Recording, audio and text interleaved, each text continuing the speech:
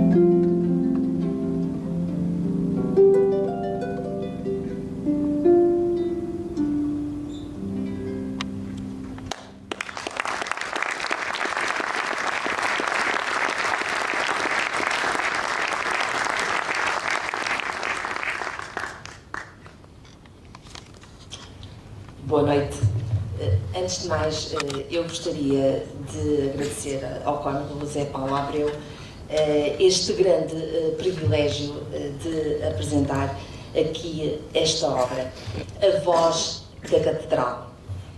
Eis aqui uma obra extensa com o título que nos impõe logo uma pausa para perscrutar essa voz que ecoa no monumento especial, a Catedral, a Casa do Bispo, o lugar que reúne uma história milenar, o espaço propício ao silêncio. Ora, é precisamente aí que nasce uma voz que importa ouvir. Uma voz que fala a partir de uma cátedra. O título também pode ser lido assim, mas que insiste em não ficar dentro do templo. A voz que ecoa aí multiplica-se por vários lugares, avaliando com ponderação os momentos, os atores, enfim, a vida que nasce aqui, onde estão homens e mulheres com percursos diferentes, com responsabilidades distintas, estruturando a vida de todos os dias que nos ata e, por vezes, nos desenlaça das comunidades a que pertencemos. Essa voz é de alguém que conhecemos bem, Dom Jorge Ortiga, o arcebispo primaz de Braga, cuja tomada de posse foi a 18 de julho de 1999. Permitam-me aqui uma nota pessoal.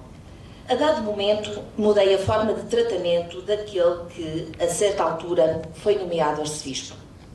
Durante muitos anos, habituei-me à presença e ao apoio do Padre Jorge.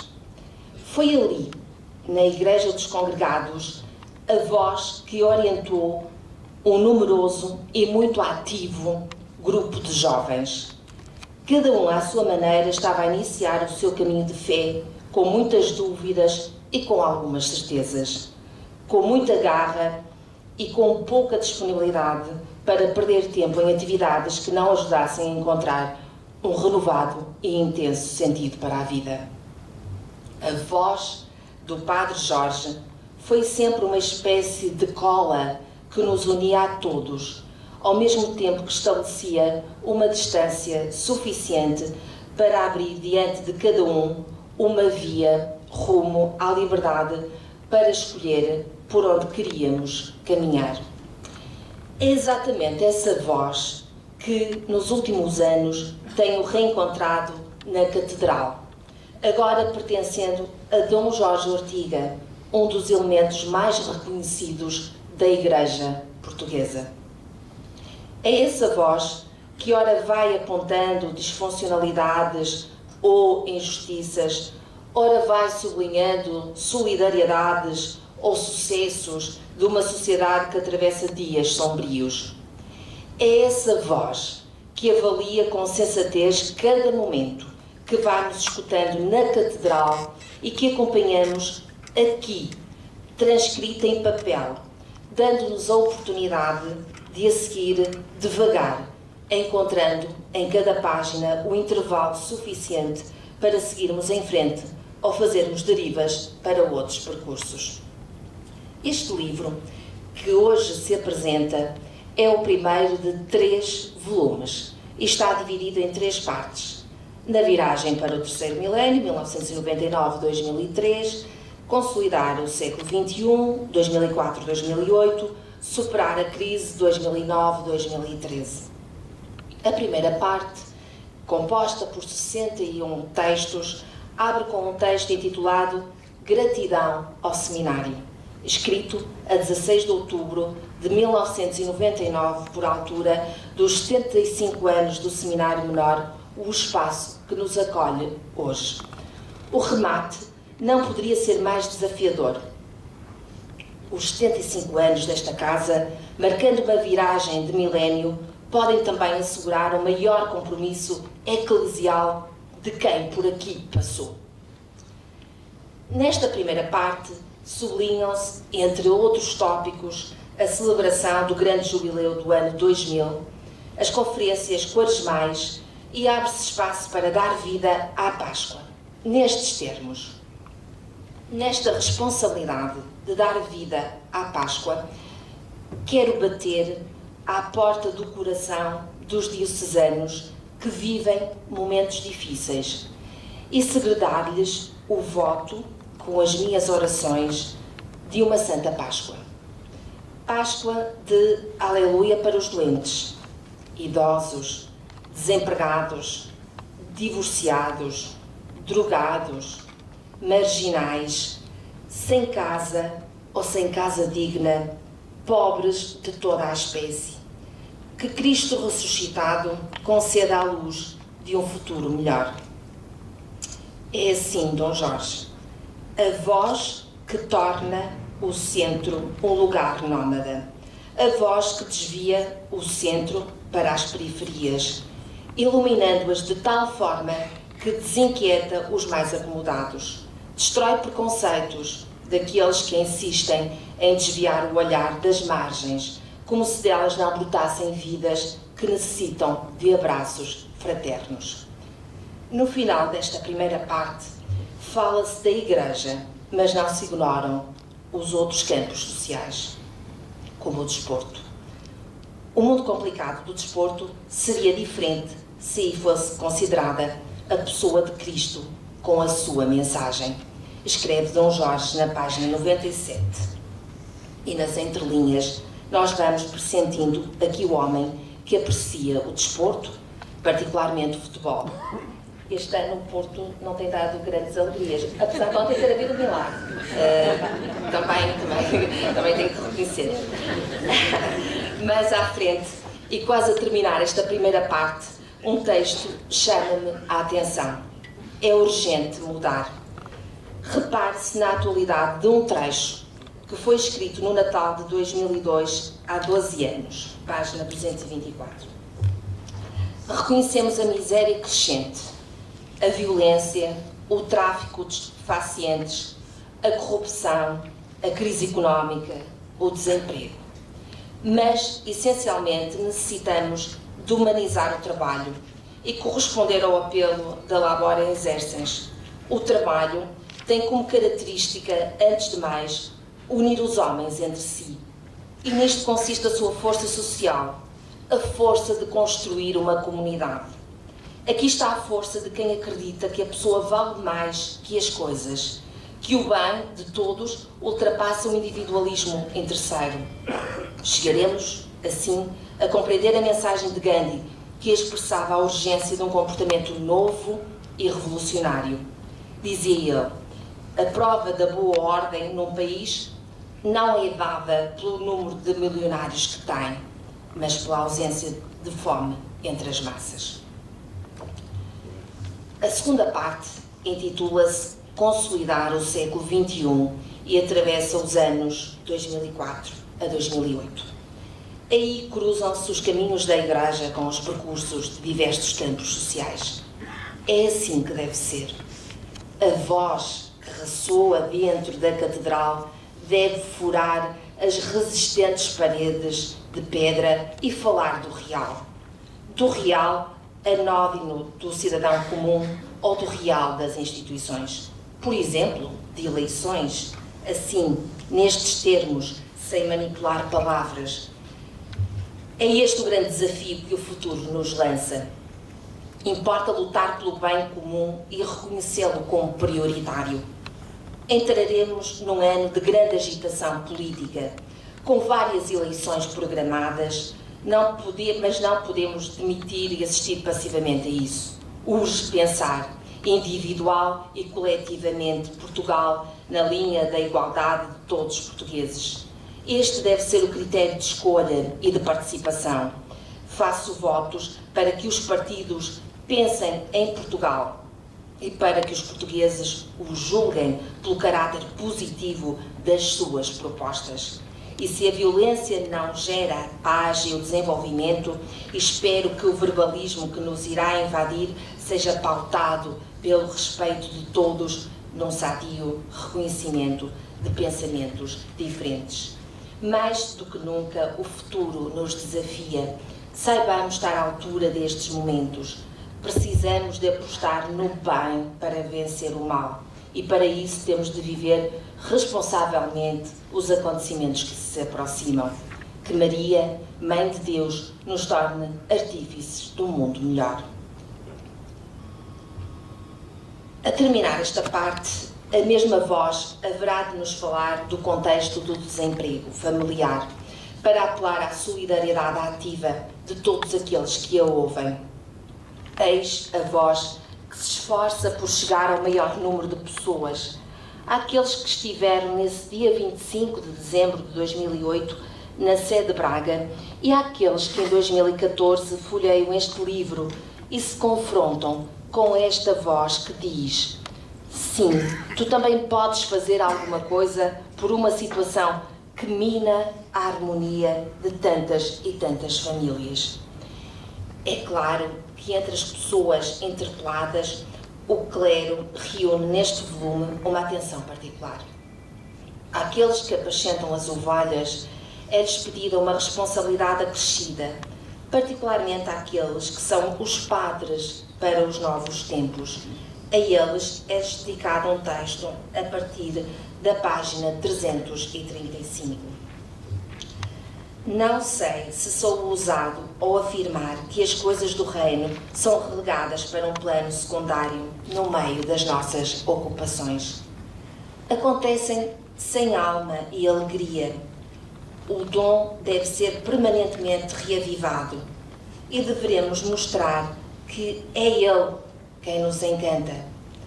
Não será esta a diferença que os tempos da pós-modernidade esperam de nós? Que precisará o mundo? De homens iguais a todos, subjugados aos critérios da chamada modernidade, ou orientados para um mundo diferente? A oração da dedicação de uma igreja diz que esta é santificada pelo sangue de Cristo. Poderemos parafrasear, afirmando ousadamente que o ministério da Igreja se identifica através da entrega sacrificial dos sacerdotes. Esta espiritualidade do dar a vida pela Igreja é a certeza de comunidade segundo o coração de Deus. Só que este dar a vida também tem de passar pelos fiéis, que terão de se habituar ao sacrifício para a vivência das graças sacramentais. Os sacerdotes devem dar a vida pelas suas ovelhas, mas isto não é sinónimo de matar-se em corridas para se desfazerem vontades ou caprichos de pequenos grupos. Todos os fiéis têm o direito às graças, mas há modos de celebrar a fé. Também aqui há hábitos que terão de mudar. Torna-se impossível continuar com o ritmo dominical de sacerdotes a correr para satisfazer as vontades. Todos têm o direito de ser servidos. O modo terá de ser diferente, na certeza de que a fé vai exigir sacrifícios. Suscita em mim um sentimento de saudade, invocar um princípio norteador de um grupo de jovens. Contigo exijo o máximo, com os outros exijo o possível. Isto levava os jovens a cantar: se 1000 vidas eu tivesse, 1000 vidas daria a ti. Eu poderia acrescentar outro cântico, o tesouro. Começa assim, tenho de o enunciar porque não sei cantar. Tu me deste um tesouro, brilha mais do que o sol. Ninguém mais o levará, porque está dentro de mim. Às vezes, muitas vezes, é difícil lembrar que guardamos connosco um grande tesouro. Porque nos faltam anunciadores dele. Porque nos falta uma voz que nos guie por entre vias demasiado poluídas de excesso de palavras, de sons, de imagens, de ecrãs. Falta-nos, no fundo, uma voz como a da catedral, que nos fale de alma aberta, da unidade na diversidade, de um modelo de vida, da alegria de ser família, da catequese como experiência de Deus. Eis vários títulos que estruturam a segunda parte desta importante obra. A terceira parte transporta-nos de 2009 até bem perto de nós, 2013, sob o título Superar a Crise. No entanto, as mais de 100 páginas que compõem esta parte não ocultam a aspereza de uma austeridade que se enraizou nos lugares que habitamos. Ao drama do desemprego, esta voz da Catedral junta outro alerta, o da pobreza escondida, multiplicando interrogações que nos desinquietam. Pessoalmente, e por experiência quase diária, reconheço a existência de pessoas sem coragem para mostrar a sua real situação. Preferem passar mal por vergonha de falar e de não serem atendidos nas suas preocupações. Cresce o número destas pessoas. Só um coração que vê, escuta e atende conseguirá resolver as situações. Viver da palavra abre o nosso coração aos que não falam por vergonha e faz das nossas comunidades lugares de habitação de Deus, pelo qual o cristão testemunha o seu amor aos irmãos. É tempo de perguntar como vivem efetivamente determinadas famílias. Temos ou não responsabilidade de conhecer as situações com a caridade e a descrição que elas exigem? Este primeiro volume fecha com um texto para uma nova Europa. Escreve-se isto: na verdade, o mundo não se edificará sem a economia, mas também não se realizará só com a economia. Necessita de algo diferente. Por isso, dá-lhe um rosto novo, como os fundadores da Casa Comum da Europa. Num tempo que é de preparação de programas partidários que levarão até ao Parlamento Europeu 21 deputados portugueses, que bom seria se os políticos estivessem verdadeiramente empenhados nisto, na construção de uma nova Europa, com outra determinação, com uma renovada esperança. Percorrendo os diversos textos desta obra, permitam-me destacar mais um nesta parte final: escuta para comunicar. Guardo de modo especial estas frases: para viver para os outros, é necessário viver com os outros. Importa ouvir os tempos modernos. Não poderemos continuar a ser uma casta ou religiosos no sentido de pessoas que fogem do mundo. A voz que se faz ouvir a partir da Catedral inquieta muita gente. Os poderes instituídos, interpelando-os a olhar para as margens para ver aí pedaços que estruturam as sociedades que governam. Os sacerdotes, motivando-os a falar também para aqueles que estão fora dos templos, tornando cada homilia momentos de palavras vivas que ressoam na vida de todos os dias. Os leigos, estimulando-os a ser igreja nos lugares de muitas e matizadas gentes por onde passam. A voz que se faz ouvir a partir da Catedral não se deixa aprisionar dentro do templo. Não nos fala apenas dos textos litúrgicos, nem se dirige somente aos pares que habitam aqueles espaços. Nada disso. A voz que se faz ouvir dentro da Catedral solta-se com toda a liberdade por outros lugares, apontando-lhes limitações, censurando-lhes autoritarismos, reprovando-lhes qualquer tentação de se constituírem como vendilhões da dignidade. Dom Jorge Ortiga, precisamos muito que a sua voz continue a ecoar com toda a força a partir da Catedral. Precisamos que nos desinquiete, que nos dê esperança, que nos ampare, que nos obrigue a fazer caminho. Precisamos de si, das suas profundas pegadas que desenham percursos para uma sociedade mais justa, mais equilibrada, mais em paz consigo mesmo. Hoje, escutando a voz da Catedral, dizemos: obrigada. Obrigada pelo percurso que escolheu. Obrigada por não ter desistido de um caminho exigente, íngreme, muitas vezes, acredito, de veras solitário. Obrigada. Continuamos a contar com a sua voz a ressoar bem alto e bem forte a partir da Catedral.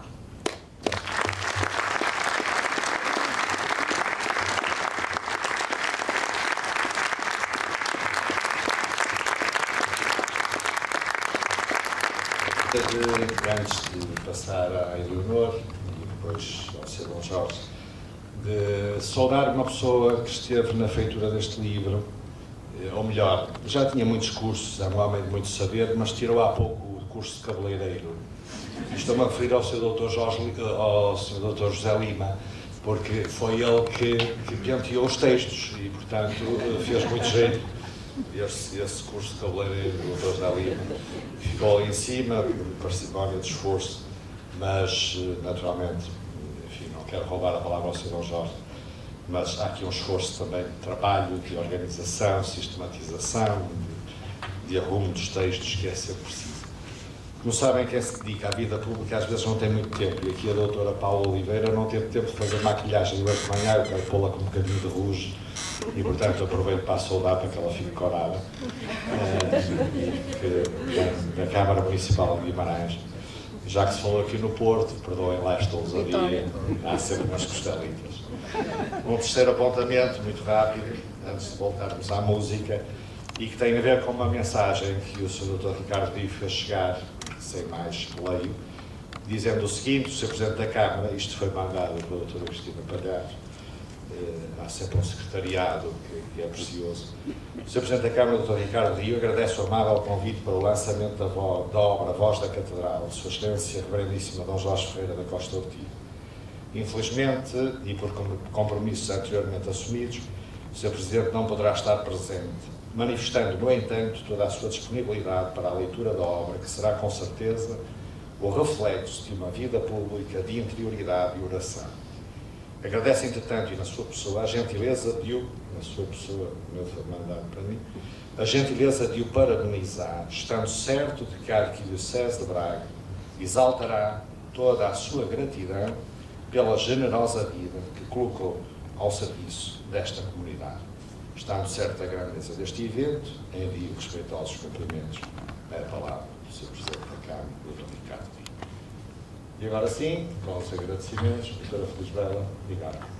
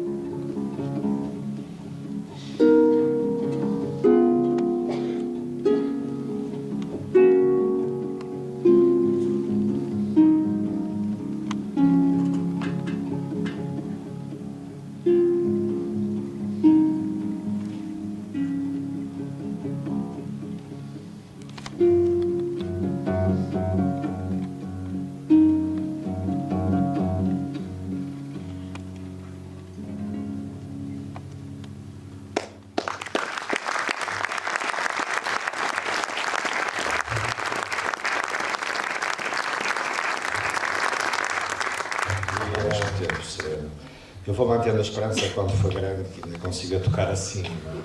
Não sei se lá chegarei a algum dia. Parabéns e obrigado também por esta participação nesta noite, que ainda vai continuar. Mas antes de nos despedirmos, a palavra ao Sr. Arcebispo, para além dos parabéns dos 70 anos, também temos que parabenizar por este jogo, por este volume interessante. Permitam-me só um inciso. É muito importante que o magistério dos nossos bispos fique consignado. Isto é uma preciosa fonte para o futuro, como deveis imaginar, para quem venha a estudar, e agora o historiador a falar a história de Braga, não é? São muitos anos de prelatura, e que nestes 3 volumes ficarão aqui para que os vindouros saibam quanto se foi dizendo por esta diocese fora.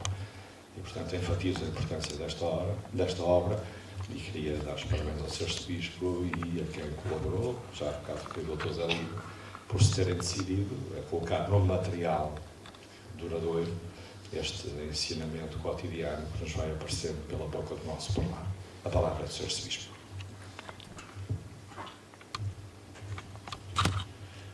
Ora, então, uma boa noite a todos e a cada um, e permitir que fique por esta saudação assim muito genérica, mas ao mesmo tempo também muito personalizada e, consequentemente, muito amiga e muito grata. Queria apenas dizer meia dúzia de ideias, partilhando convosco, naturalmente, um pouco daquilo que sinto. E começaria por dizer que os livros normalmente nascem por motivações muito concretas, às vezes literárias, outras artísticas, intelectuais, ou então fruto de investigações. A voz da catedral ou da cátedra foge a este esquema. Eu direi que é uma graça do imprevisível de cada momento que passa. A vida é multifacetada e é quase estatutário o bispo ter que dizer alguma coisa, e quase sempre tem que falar em variedíssimas ocasiões. Na verdade, o ministério do bispo, na atitude do pastor, está marcada por intenções, algumas vezes, pensadas com tempo e com objetivos bem definidos. Outras vezes por palavras espontâneas que nascem de uma memória que ainda vai fixando pensamentos e muitas vezes não se recorda a quem pertence, e é por isso que, juntamente com o Padre Zé Lima, decidimos não fazer citações no livro. Não há citações tirando aquelas evangélicas, não? Ou então, muitas vezes, até inspirações ou momentos de inspiração muito concretos. E tantas outras razões. Uma coisa é certa. Aqui está uma preocupação por sempre ser concreto e pensar nas pessoas com o realismo da sua vida e nunca com segundas intenções, ou seja, vontade de atacar ou beliscar seja quem for. A doutrina, evidentemente, que não é minha, só tenho o dever de a anunciar e procurar ser fiel, com calma, algumas vezes, com ousadia, outras vezes, sendo objetivo, ou pretendendo sê-lo, e referindo situações a pensar naquele contributo que a minha função de bispo exige e que o bem comum não permite que, naturalmente, fuja a essa responsabilidade. A leitura deste livro pode parecer uma amálgama agrupada. Agora, neste primeiro volume, que tem por título Avaliar, depois, no segundo, por título Anunciar, e no terceiro, Executar. Eu nunca pensei que tinha escrito tanto nestes 14 anos. O Padre Zé Lima é que foi depois percorrendo, e o Cão José Paulo já referiu, ele teve de pentear algumas coisas, no sentido de retirar introduções. Eu também lhe disse, evitando Sua Senhoria o Dom Dião, por exemplo, quando na Sé está escrito, isto foi penteado, não ficou aqui. Não é? Mas não ficando aqui, muitas outras coisas foram ainda retiradas. O que é certo é que é muito texto, talvez muitas palavras, e espero que seja sobretudo um apelo à vida. Este apelo à vida que, para mim, tem um rumo muito certo e não apenas uma amálgama de coisas que foram surgindo assim e agora agrupadas desta maneira. Mas um rumo que é, eu gostaria, e no texto com certeza que se apercebem disso, muitas vezes é mais ou menos transparente, outras vezes está presente de um modo um pouco subjacente. Com certeza que o rumo, que está no subtítulo deste livro, não pode ser diferente daquele que me propus, que todos sejam um. A unidade é uma aventura de quem escolhe Deus. E como eu gostei de ouvir aquilo que, eu vou dizer assim, desculpem, que a Felisbela, a meninice, esta por melhor, referiu quando se recordou ainda do Encontrei um Tesouro. Estão aqui alguns, com certeza, também se recordam ainda dessa música. Esta aventura de quem escolhe Deus procura corresponder a este amor primeiro, a este Deus que se coloca no primeiro lugar, e depois há a unidade com o mundo na sua globalização de crenças diferentes, de pensamentos, mas onde toda e qualquer pessoa é sempre um candidato à unidade. Isto é, alguém por quem devo dar a minha vida no dia-a-dia e nas mais variadas situações. Se isto é verdade, e se é o tal rumo desta amálgama de textos agrupados segundo alguns critérios assim escolhidos, se esta variedade é grande e se a unidade é universal, porque o amor deve ser universal, aqui no livro com certeza que há referência a algumas pessoas. Penso que se a unidade é universal, não é pecado também ter duas predileções. E com certeza que as encontrarão aqui neste mesmo texto. Os sacerdotes e os mais carenciados. Os primeiros são a minha paixão, mesmo que não consiga corresponder às suas aspirações. Com cada um comprometi a minha vida e sofro quando não consigo dar alegria de vivermos juntos um sacerdócio que é representante de Cristo. Quero sempre assumir que não fiz quanto deveria ter feito e por isso é um apelo a que neste amor concreto se possa fazer ainda muito mais. Por outro lado, depois, os mais carenciados, que são uma luta de ver com o coração e descobrir o rosto de Cristo em todos, fazendo-lhes o que gostaria de fazer àquele que me chamou. É uma paixão que faz sofrer com tantas paixões que vou presenciando, sobretudo nos últimos tempos e nos últimos momentos.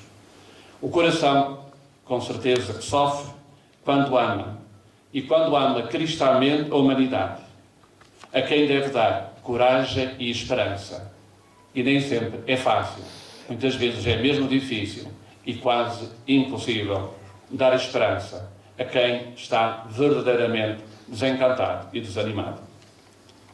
A junção destas duas predileções, que não excluem ninguém, quero expressá-la, e é apenas uma manifestação, destinando o que porventura este livro, que já me disseram que está a preço de saldo, não digo quanto é que ele custa, não é? Pela qualidade que tem, e também para que vejam que a nossa tipografia do Diário de Minho trabalha bem, não é verdade?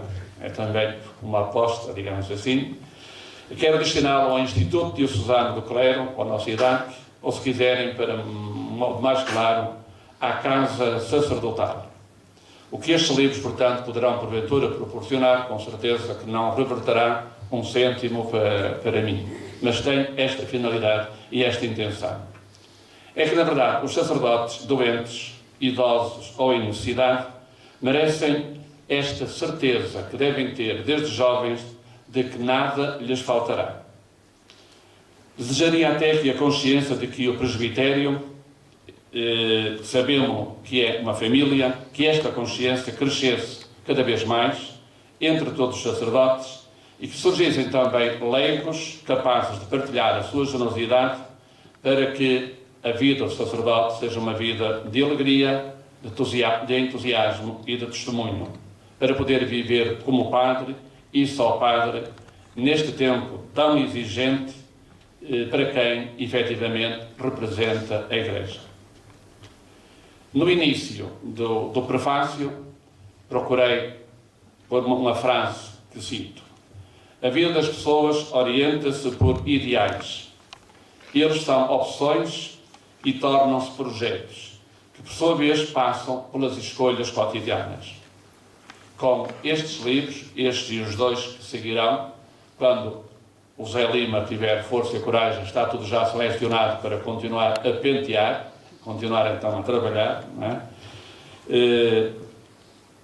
Por isso mesmo tenho que confessar que estes livros foram feitos não por minha vontade, mas mais por pressão de alguém, e quero efetivamente mostrar e renovar este meu ideal que sei não ter atingido. Se a nossa vida se orienta por ideal, o ideal é este viver para Deus e que ainda não atingimos em plenitude. Aqui também manifesto algumas das minhas opções e declaro também, com certeza, os meus projetos. Depois, as escolhas cotidianas, já não sei se as consigo realizar em consonância com tal ideal. É que o ideal pode ser interpretado de duas maneiras. Há um ideal como objetivo e há um ideal que é sinónimo de idealismo. Às vezes sonha-se e não se consegue atingir aquilo que se quer. Não é? E é por isso que as escolhas cotidianas nem sempre estão em consonância com o ideal. E depois, como consequência, também as opções e estratégias. Mas aquilo que me apraz dizer neste dia é que Deus é sempre amor, que aceito no fazer o que não quero e não conseguir realizar aquilo que quero. Isto não é meu, é de São Paulo. É bom sentir-me sempre norteado e poder dizer que há sempre mais, há a possibilidade de trabalhar mais por alguém que se entregou por nós e que espera que cada um seja um instrumento para este mundo unido a viver em fraternidade verdadeira e autêntica. Não? Eu sei que os rumos, e isto trata-se de rumos, são prosseguidos em comum. E são prosseguidos em comum, eu direi que muito do que aqui está teve uma experiência. E não imaginem a alegria que sinto interiormente, porque muito do que aqui está foi experimentado. Não é? Foi experimentado antes depois a reflexão vai acontecendo. Não é? E foi experimentado precisamente num lugar muito concreto. Não é? Aqui já foi referido. A comunidade dos congregados. Não é? E fiquei contente que o Cónigo José Paulo convidasse a Felisbela, uma das jovens.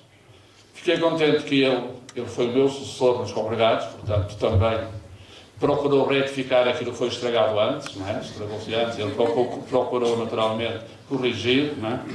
E naturalmente fiquei satisfeitíssimo que o padre Zé Lima tivesse a capacidade, tivesse recuperado da saúde como recuperou, graças a Deus, e para mim foi intencional pedir-lhe, estou a fazer uma confissão pública, não é verdade, não é?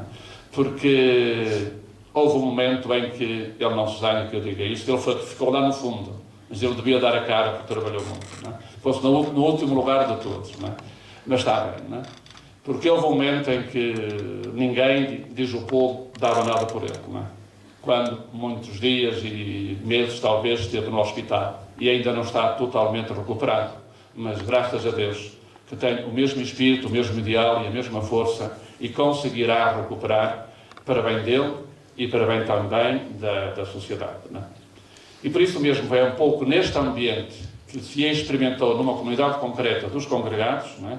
Que depois surge também esta experiência e, consequentemente, este livro ou estes livros. Não é? Daqui vai uma gratidão muito sincera, à Felisbela, por se prontificar a fazer esta apresentação, e com certeza que já viram quem é Felisbela. Talvez os de Braga conheçam como pró-reitora da Universidade de Minho, mas muitos outros são capazes de a conhecer pela televisão, porque não é gente só de Braga, mas é também da televisão, não é verdade? Portanto, é ao sábado de manhã, não é? Portanto, ao sábado de manhã estão a dormir quase todos e não venho a Felisbela. E é pena, não é pena? Porque é dos poucos programas que se podem ver. Portanto, e com certeza que se aperceberam verdadeiramente daquilo que é a Felisbela e da gratidão que naturalmente sinto de expressar. Não?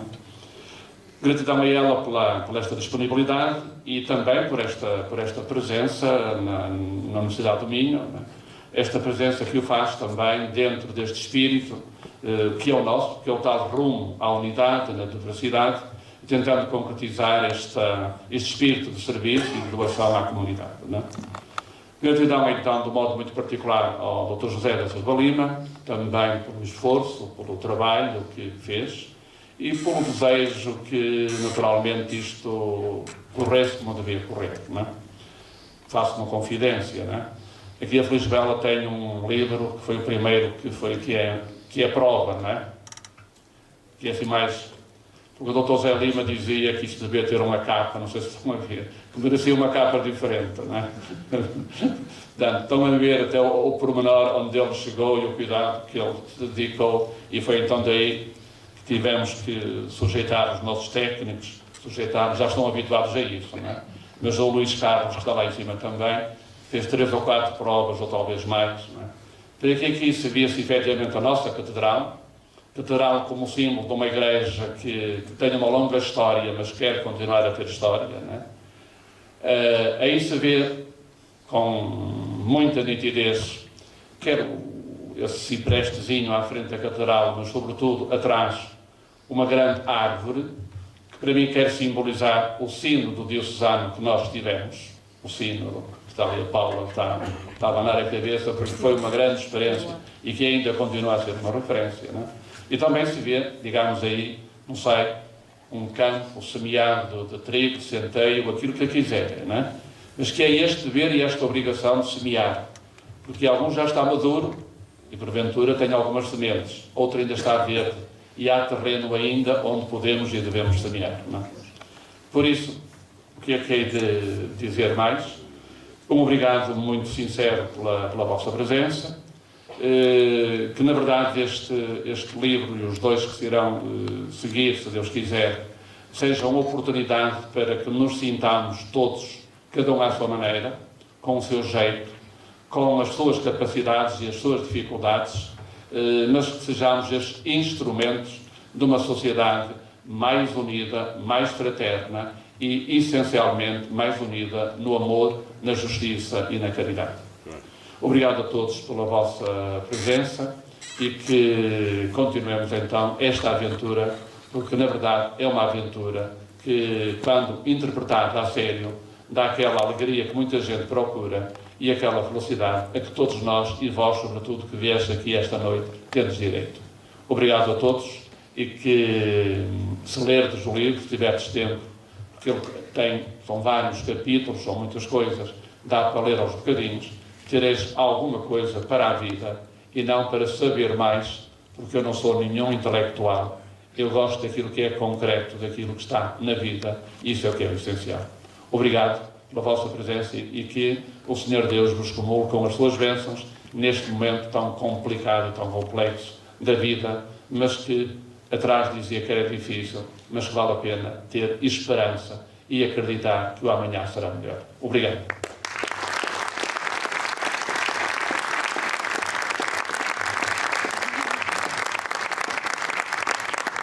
O sacrifício de lá no topo se sentar numa cadeirinha que lá está, para que o livro seja enriquecido com a assinatura. É normal, quando dá um lançamento do livro, que o autor mostre que efetivamente sabe escrever. E, portanto, vou pedir esse esforço